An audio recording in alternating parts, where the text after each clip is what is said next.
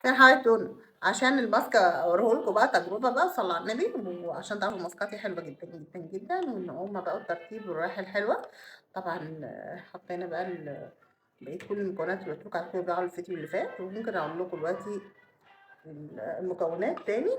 قشر الموز، وقشر الموز لو انت قشر الموز ما يترماش، قشر الموز هتحمصيه في الفرن وتعمليه بودره حلو جدا جدا، لو استخدميه في كل الماسكات بيشيل التسبغات والبقع ويفتح جدا جدا. صلوا على النبي بقى. بصوا اهو عشان اوريكم الفرق بقى. هتعملي سكراب كده اهو، بصوا باين. يعني انا هعمله سريعا ان شاء الله ان شاء الله ان شاء الله. نروح على المكونات، رجعوا الفيديو اللي قبل بقى.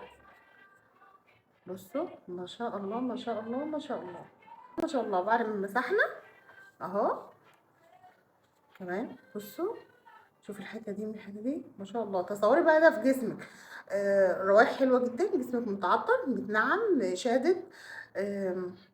اقول لك ايه كمان، تعالى دلعي.